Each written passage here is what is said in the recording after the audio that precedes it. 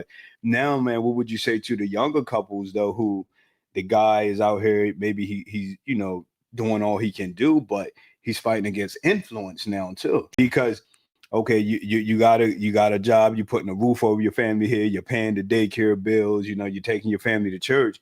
But hey, you can't go on these trips that this person throwing on Facebook and all this. And when it's almost like you start watching that and you want to desire something else, and it starts to create some type of resentment. But you start to get that resentment, and that's what a lot of young couples are dealing with now because of that influence. I think if we go back to helping on a journey, helping these young. So we've all been married for quite a while. So we should have a young couple that we're mentoring and grooming. And we're telling them, man, I know when me and my wife first started off, we was broke. And I ain't ashamed to admit it, man. It ain't had no electricity. Our kids was real small. It had the tires still on there. Whenever you walked up and down, it bounced. But,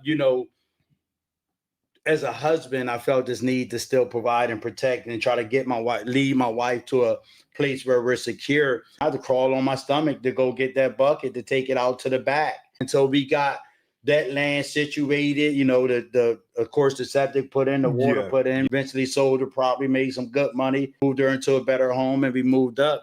But when you got that sacrificial love, man, I believe not only does it trickle down from husband and wife, but it trickles down to our children. And they done better than me because they afforded their wives to stay home. They're the breadwinners in their household.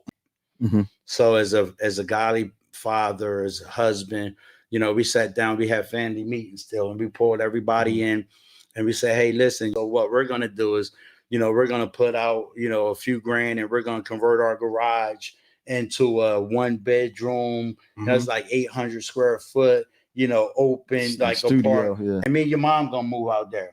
We want y'all to move back in here, take over the house. But the one thing is, you got to put $1,000 up a month. So I'm like, man, don't just go put it in the bank, but U.S. industry and different stocks like that, man, you're setting a platform that you and your family is going to be all right. I think they said if you put up $100 a month starting at 25, by the time you're 65, you got 1.2 million. Hey, because in our society, we say, hey, you 18, you grown, you gone. Let's pull them back in. If we can set this thing up, and what that allows me to do, it allows me to mentor them as husbands.